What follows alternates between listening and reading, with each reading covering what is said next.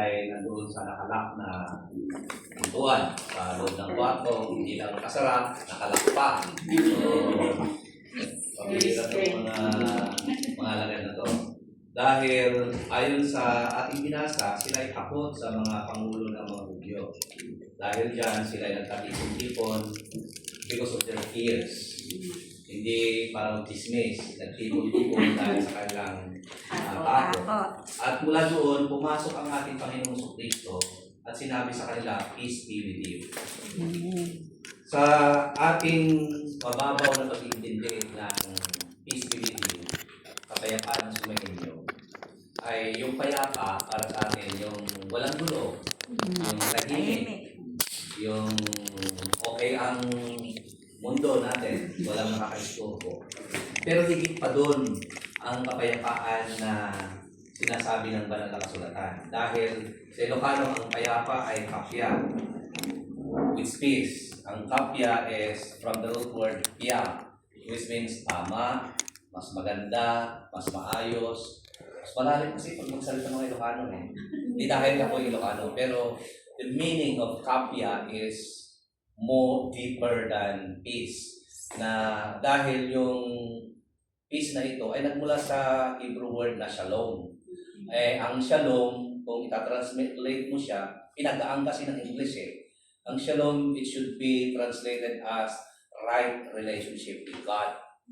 At di ba, kung merong katahimikan, kung merong kang tamang relasyon sa Diyos, meron kang kapayapaan sa tahanan kung meron kang tamang relasyon sa iyong biyanan. Isipin mo kung hindi tama yung relationship mo sa iyong biyanan, ay araw-araw ginawa ng Diyos, magulong mundo. So, it's more about relationship. Yung kapayapaan na sinasabi ito ng ating Panginoong Jesucristo ay He is giving them a gift, which is peace, which is deeper. Which means, sinasabi niya na, o sige, iniwan ninyo ako, pero pinapatawad ko kayo dahil I am now giving you a gift, which is, let us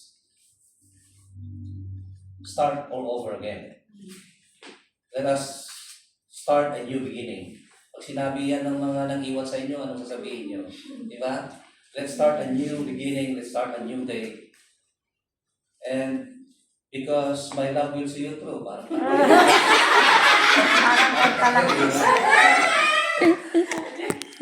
iyon naman ang sinasabi ng ating Panginoon Jesucristo, di ba? Hindi niya pinuntahan ng kanyang mga alagad upang singilin, nasaan kayo nung nauuhaw ako? Nasaan kayo nung binubuhat ko yung krus? Nasaan kayo nung pinapahirapan ako? Wala, di isa man sa inyo. Ang sinungaling ninyo, dahil nung una sinabi niyo, hindi niyo ako iiwan, pero iniwan niyo ako. Hindi yun ang sinabi ng ating Panginoon Jesucristo. What He did is extraordinary. He gave them a gift which is the best gift to those who are shattered, to those who are disturbed. Napakagandang regalo at iyon ay kapayapaan. So anong hamon nito sa atin? Mga kapatid, nung nabuhay na muli ang ating Panginoong Jesucristo, ang una niyang ginawa ay pinuntahan yung kanyang mga alagad na nang-iwan sa kanya and give them an offering, which is, let's start all over again. I'm giving you a right relationship with God. At naway tanggapin ninyo, kapayapaan ang sunod. Parang mahirap gawin yun mga kapatid, no? Yung kung sino nagkasala sa'yo, pupuntahan mo, hindi mo lang pupuntahan, sasabihin mo pa, ito regalo ko sa'yo. Peace offering. Peace na tayo. Hirap yun, di ba? Mahirap gawin yun. But this is the challenge of the Lord Jesus Christ. Mas masama yung ginawa sa kanya, trinaydo siya, tinalikuran siya, tinakuan siya, iniwan siya sa panahon ng kanyang paghihirap. Meron nga akong nakikita dyan na sa Facebook, sabi niya, itong taong to, nung okay na ang buhay ko, Boy. hinihiraman niya ako. Nasaan ka nung ako'y naghihirap? Ganun yung sinasabi niya. Di ba ganun yung buhay natin? Nasaan ka nung naghihirap ako? Pero hindi ito ang ginawa ng ating Panginoon. So, the peace there is, Jesus is as if saying that, okay, this is the right relationship that we should do. Let's start all over again. Tanggapin niyo itong kapayapaan ng Diyos na ini-offer ko sa iyo. Dahil itong kapayapaan na ito ay una, ang kapayapaan ito ay nagbibigay ng kalakasan ng loob mula sa kalagayang takot na takot, balisang-balisa, hindi alam ang ginagawa. So when Jesus Christ said, "Peace be with you," huwag na kayong matakot. Dahil kung tatanggapin nyo ito, ito ang magbibigay sa inyo ng kalakasan. Which hindi lang yung regalo ng ating Panginoong Kristo sa kanyang mga alagad. Ito yung regalo niya din sa atin sa ngayon. Diba, pagka natatakot tayo, sino nagbibigay sa atin ng lakas ng loob? Of course, ang ating Panginoong Diyos. Kung yun lang sweldo, sabi ko nga, hindi sapat yun. Kasi pera lang yan, makikita naman yan. Pero ang talagang nagpapalakas sa atin ng loob, pamilya natin, ang Diyos na pinagsisilbihan natin. Amen? Amen, mga kapatid. So, pangalawa, ang kapayapaang regalo ng Diyos ay nagbibigay sa atin ng kalakasan upang magampanan ang ating mga responsibilidad. Ito rin ay nagbibigay sa atin ng kapangyarihan na magkaroon ng lakas ng loob upang sundin ang kagustuhan ng Diyos. Bakit tayo binibigyan? Bakit binibigyan ni Jesus Christ? Yung kanyang mga lagat, I am giving you the power to forgive those whom you will forgive. Matatawarin nyo, mapapatawad ang mga patatawarin ninyo. Pero ang mga hindi nyo patatawarin, hindi nyo mapapatawad nyo ng masakit. Okay. Ang kapangyarihan ibinigay ng ating Panginoong Kristo sa kanyang mga apostoles is to pardon sins. And that is the authority that given by the Lord Jesus Christ. Ito yung binibigay niya sa atin, na ibigay niya sa atin yung ating kapangyarihan. Sa atin yung kapangyarihan magpatawad at hindi magpatawad. Ang short lang niyan, para huwag kayong maguluhan, ibinibigay ng kapangyarihan gawin ang hustisya. Yung pagpapatawad kasi nating mga Pilipino, sobra-sobra yung kapatawaran natin. Pagka pinatawad na natin yung tao, pati utang niya patawad na, hindi na magpapatawad. Di ba? Usually, pagka ganun tayo, pag nagpapatawad na tayo, lahat-lahat mawawala. Lalong-lalo ng mga Ilocano, sorry sa mga Tagalog.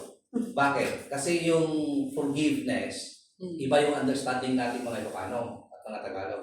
Sa Tagalog, patawad. Di ba pag pumunta ka sa palengke, tatawad ka. Diba? So, binawasan lang para magaan yung kasalanan na. Binabawasan lang. Kaya pagdating na naman ng next year at nag-away sila, sisingilin niya. Noong nakaraang taon, ganito na naman ginawa sa akin. Hindi ba lahat? Ang Ilocano, pakawan. Pakawan. From the root word, awan. Awan. Wala. Pinakawan na, wala na. Wala na. Aba, kaya mag-Ilocano na kayo. So, yan yung sinasabi ng ating Panginoong Kristo. I am giving you the authority to serve justice, what is due to every person. Na kung saan ay ibinibigay sa atin. Meron tayong kapangyarihan to do that. Kasi alam ng ating Panginoong Kristo na mahirap din naman talaga magpatawad. Mahirap magpatawad. At hindi natin kakayanin yung kung wala yung kapangyarihan ibibigay niya sa atin. Yes. I want you to listen to my story. Nung ang aking magulang ay pinatay, and later on, nung medyo okay na yung aking kalagayan, wala akong ginawa sa araw-araw na ginawa ng Diyos, kundi magsanay, paano magiganti. So marami akong napuntang lugar. Isa yan, bakit ako maraming napuntang lugar, is to take my revenge. A lot of training, meron ako niyan. And then, ewan ko kung bakit at paano kinuha ng Diyos yung galit sa puso ko. Nung makita ko yung mga umatay sa aking magulang, wala na. Wala na yung galit, wala na yung vengeance, wala na yung revenge. Of course, galit din ako sa sarili ko. Bakit hindi ko na kaya itong saktan nung una? Gusto kong sampal-sampalin, pero nung nandun na ako, parang hindi ko kaya. It's not because hindi dahil wala akong kakayanan. I have the will to do it. But the thing is, the hatred was no more. Alam mo yung nakagawa sa'yo ng kaibigan mo ng kasalanan na nung medyo mainit-init pa, gusto mo talagang gawin lahat yung kung ano na yung gusto mong gawin. Pero nung nakita mo, nag-iiyak, nalusaw yung galit mo. Tapos ang pumalit ay awa. At sasabihin mo sa kanya, sige, pinapatawad na kita. Sa totoo lang, hindi ka pa humihingi ng paumanhin, pinatawan na lang kita. Salamat. At then again, yun yung sinasabi ng ating Panginoon Kristo. We cannot truly forgive other people without the aid or the power of the Lord Jesus Christ. Kaya mga kapatid, kung yung kapangyarihan ninyo, kapangyarihan ay binigay sa inyo, kung ano mang kapangyarihan meron kayo, at ito'y nagpapahirap sa isang tao, at ito'y nagpapaiyak sa mga tao, ito'y nagkakawawa sa mga tao, hindi kapangyarihan ibinigay ng Diyos yan sa inyo. Mali ang pinanggagabitan natin ng mga kapangyarihan meron tayo. Ito lang ang sinasabi ko sa mga kaibigan ng politiko. You have the authority, you have the power, but you are misusing your power. Remember this, the moment that you misuse your power, you are not under the power of the loving God. You are already under the power of somebody else. Walang iba kundi ang yan. Ito lang ang basehan natin mga kapatid. Pag ang kapangyarihan meron tayo, kapag ang authority na meron tayo, ay napapaiyak natin, aalipusta natin ng mga tao, it is a red flag. Hindi tamang paggamit ng kapangyarihan meron tayo. Kaya ito ang sinasabi ng ating Panginoong Kristo.